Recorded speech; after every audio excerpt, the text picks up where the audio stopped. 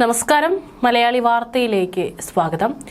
നിയമസഭാ തെരഞ്ഞെടുപ്പിൽ തിരുവനന്തപുരം വട്ടിയൂർക്കാവിലും ത്രികോണ പോരാട്ടം കനക്കുമെന്നുള്ള കാര്യത്തിൽ യാതൊരു സംശയവുമില്ല.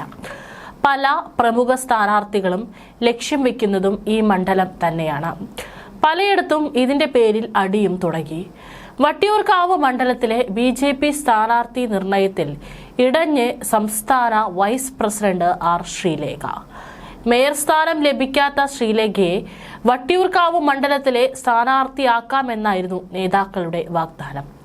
എന്നാൽ കഴിഞ്ഞ ദിവസം നടന്ന ചർച്ചകളിൽ വട്ടിയൂർക്കാവ് മണ്ഡലത്തിൽ മത്സരിക്കാൻ മുൻ സംസ്ഥാന അധ്യക്ഷൻ കെ സുരേന്ദ്രൻ താൽപര്യം അറിയിച്ചു. രണ്ടാമത്തെ വാഗ്ദാനവും ലഭിക്കില്ലെന്ന് വന്നതോടെയാണ് ശ്രീലേഖ പരസ്യ പ്രതികരണവുമായി രംഗത്തെത്തിയതെന്നാണ് സൂചന. പാലക്കാടാണ് സുരേന്ദ്രനെ പാർട്ടി പരിഗണിക്കാനിരുന്നത്. വട്ടിയൂർക്കാവില്ലെങ്കിൽ ഇത്തവണ മത്സര രംഗത്തേക്കില്ലെന്നാണ് സുരേന്ദ്രനുമായി അടുപ്പമുള്ളവർ പറയുന്നത്. നിരവധി തവണ പാർട്ടിക്ക് വേണ്ടി മത്സരിച്ച് വോട്ട് ഉയർത്തിയ നേതാവാണ് കെ സുരേന്ദ്രൻ. വിജയസാധ്യതയുള്ള ഒരു മണ്ഡലം തന്നെ വേണമെന്നാണ് നിലപാട്. എന്നാൽ ആർ ശ്രീലേഖയെ വട്ടിയൂർക്കാവിൽ മത്സരിപ്പിക്കാനായിരുന്നു നേതൃത്വത്തിന്റെ താൽപര്യം. സുരേന്ദ്രന്റെ വരവോടെ നേതൃത്വവും വെട്ടിലായി. ശ്രീലേഖയ്ക്ക് മേയർ സ്ഥാനം വാഗ്ദാനം ചെയ്ത് ഔദ്യോഗിക പക്ഷമാണ്. അവസാന നിമിഷം രാജേഷിന് വേണ്ടി മുൻ സംസ്ഥാന അധ്യക്ഷന്മാരുടെ ഇടപെടലുണ്ടായിരുന്നു. നെടുമങ്ങാട് അല്ലെങ്കിൽ ജില്ലയിലെ മറ്റൊരു മണ്ഡലത്തിൽ ശ്രീലേഖയെ സ്ഥാനാർത്ഥിയാക്കുന്നതും പരിഗണിക്കുന്നുണ്ട്. കുമ്മനം രാജശേഖരനും വട്ടിയൂർക്കാവിൽ മത്സരിക്കാൻ താൽപര്യം പ്രകടിപ്പിച്ചിട്ടുണ്ടെന്നറിയുന്നു. കഴിഞ്ഞ പാർലമെന്റ് തെരഞ്ഞെടുപ്പിലും തദ്ദേശ തെരഞ്ഞെടുപ്പിലും BJP ഒന്നാം സ്ഥാനത്തെത്തിയ മണ്ഡലങ്ങളാണ് നേമവും വട്ടിയൂർക്കാവും. LDF-നായി സിറ്റിംഗ് MLA VK പ്രശാന്ത് തന്നെ രംഗത്തിറങ്ങും. UDF-നായി കെ മുരളീധരൻ തിരിച്ചെത്തും. BJP-യിൽ നിന്ന് കെ സുരേന്ദ്രൻ വട്ടിയൂർക്കാവിൽ മത്സരിക്കാൻ താൽപര്യം അറിയിച്ചിട്ടുണ്ട്. പ്രമുഖരെല്ലാം എത്തുന്നതോടെ ചൂടേറിയ മത്സരമായിരിക്കും വട്ടിയൂർക്കാവിൽ നടക്കാൻ പോകുന്നത്. VK Prashant Thiruvananthapuram corporation mayor ആയിരിക്കെയാണ് വട്ടിയൂർക്കാവ് മണ്ഡലം പിടിച്ചെടുത്തത്. അതുവരെ UDF-ന്റെ സിറ്റിംഗ് സീറ്റായിരുന്നു ഈ മണ്ഡലം. കെ മുരളീധരൻ പാർലമെന്റിലേക്ക് പോയതോടെ നടന്ന ഉപതെരഞ്ഞെടുപ്പിലൂടെയാണ് VK പ്രശാന്ത് സീറ്റ് പിടിച്ചെടുത്തത്. തിരുവനന്തപുരത്ത് കേന്ദ്രീകരിക്കാനാണ് മുരളീധരന്റെ ലക്ഷ്യം. വട്ടിയൂർക്കാവ് പിടിച്ചെടുക്കാനാണ് മുരളീധരന്റെ നീക്കം. അതേസമയം കോർപ്പറേഷൻ മേയർ സ്ഥാനം നിരസിച്ച ആർ ശ്രീലേഖയ്ക്ക് വട്ടിയൂർക്കാവിൽ സീറ്റ് നൽകണമെന്നായിരുന്നു BJP നൽകിയ ഓഫർ. അതിനിടെയാണ് കെ സുരേന്ദ്രൻ വട്ടിയൂർക്കാവ് വേണമെന്ന ആവശ്യം ഉന്നയിച്ചത്. വട്ടിയൂർക്കാവോ തൃശൂരോ വേണമെന്നും അല്ലെങ്കിൽ മത്സരിക്കില്ലെന്നാണ് സുരേന്ദ്രന്റെ നിലപാട്. അതിനിടെ തിരഞ്ഞെടുപ്പിന് 2-3 മാസം മാത്രം ബാക്കി നിൽക്കെ സ്ഥാനാർത്ഥി പട്ടികയിൽ പ്രാഥമിക ചർച്ച 3 മുന്നണികളും ആരംഭിച്ചു കഴിഞ്ഞു.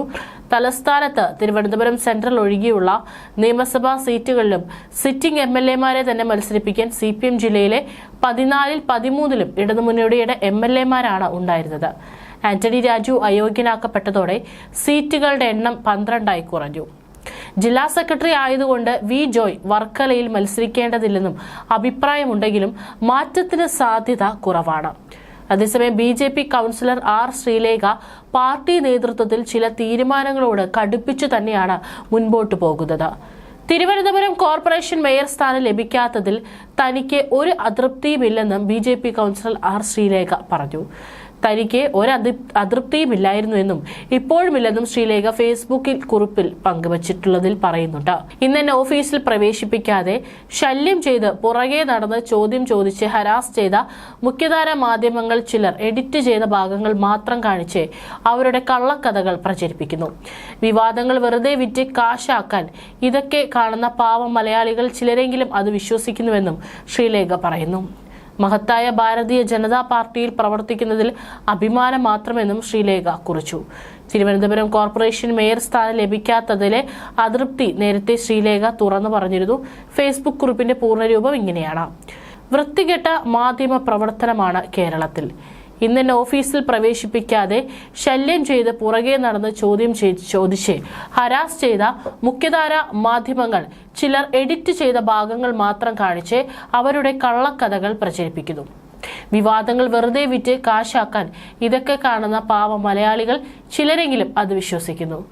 കഷ്ടം. ആവർത്തിച്ച് പറയുന്നു, മാപ്രകൾ എന്ത് കള്ളം പറഞ്ഞാലും എനിക്ക് അതൃപ്തിയുമില്ലായിരുന്നു, ഇപ്പോഴുമില്ല. മഹത്തായ ഭാരതീയ ജനതാ പാർട്ടിയിൽ പ്രവർത്തിക്കുന്നതിൽ അഭിമാനം മാത്രമെന്ന് പറഞ്ഞുകൊണ്ടാണ് പോസ്റ്റ് അവസാനിക്കുന്നത്. തെരഞ്ഞെടുപ്പിൽ നിർത്തിയത് കൗൺസിലറാകാൻ വേണ്ടി മാത്രമല്ലെന്നും മേയറാക്കുമെന്ന വാഗ്ദാനത്തിന്റെ പുറത്താണെന്നും ആർ ശ്രീലേഖ തുറന്നു പറഞ്ഞിരുന്നു. യൂട്യൂബ് ചാനലിന് നൽകിയ അഭിമുഖത്തിലാണ് ആർ ശ്രീലേഖ അതൃപ്തി തുറന്നു പറഞ്ഞത്. മത്സരിക്കാൻ വിസമ്മതിച്ച തന്നെ മേയറാക്കുമെന്ന ഉറപ്പിലാണ് മത്സരിച്ചത്. അങ്ങനെ പറയുന്നത് കേട്ടപ്പോൾ താനായിരിക്കും കോർപ്പറേഷൻ തെരഞ്ഞെടുപ്പിന്റെ മുഖമെന്നാണ് കരുതിയത്. സ്ഥാനാർത്ഥികൾക്ക് എല്ലാവർക്കും വേണ്ടി പ്രവർത്തിക്കേണ്ട BJP സംസ്ഥാന വൈസ് പ്രസിഡന്റ് കൂടിയാണ് താൻ. 10 സ്ഥാനാർത്ഥിയെ ജയിപ്പിക്കാനുള്ള ചുമതലയും നൽകി. അവസാനം കൗൺസിലർ ആകേണ്ട സാഹചര്യത്തിൽ പാർട്ടി പറഞ്ഞത് അംഗീകരിക്കുകയായിരുന്നു. താനാണ് കോർപ്പറേഷൻ തെരഞ്ഞെടുപ്പിന്റെ മുഖമെന്നാണ് നേതൃത്വം പറഞ്ഞതും ചാനലുകൾക്ക് മുന്നിൽ അവതരിപ്പിച്ചതും. ചർച്ചകൾക്കും താനാണ് പോയിരുന്നത്. എന്നാൽ എന്തോ കാരണം കൊണ്ട് അവസാന നിമിഷം കാര്യങ്ങൾ മാറി. VV രാജേഷിനെ കുറച്ചുകൂടെ മികച്ച രീതിയിൽ മേയറായും ആശാനാഥിനെ ഡെപ്യൂട്ടി മേയറായും കുറച്ചുകൂടി നന്നായി പ്രവർത്തിക്കാൻ പറ്റുമെന്നും കേന്ദ്ര നേതൃത്വത്തിന് തോന്നിയതുകൊണ്ടായിരിക്കാം അത്തരമൊരു തീരുമാനം എടുത്തതെന്നാണ് തന്റെ കണക്കുകൂട്ടൽ.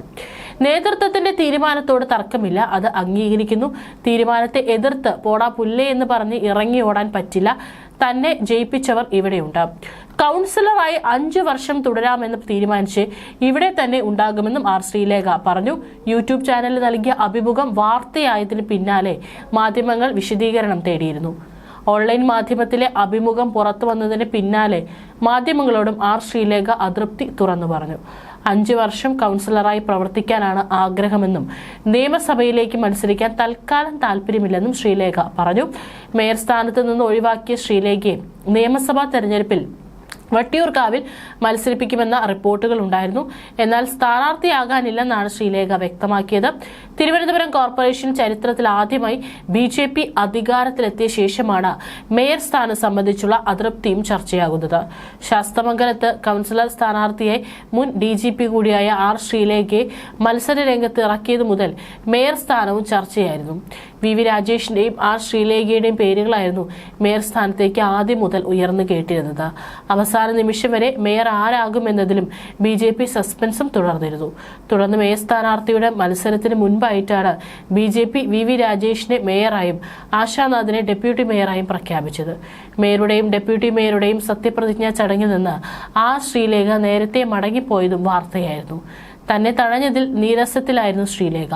മേയറും ഡെപ്യൂട്ടി മേയറും ചുമതലയേറ്റ ശേഷമുള്ള ആഹ്ലാദ പ്രകടനങ്ങൾക്ക് നിൽക്കാതെയാണ് കൗൺസിൽ ഹാളിൽ നിന്ന് പോയത്. ഒറ്റയ്ക്ക് കൗൺസിൽ ഹാൾ വിട്ടിറങ്ങിയ ആർ ശ്രീലേഖയെ വീട്ടിലെത്തി മേയറും ഡെപ്യൂട്ടി മേയറും കണ്ടിരുന്നു.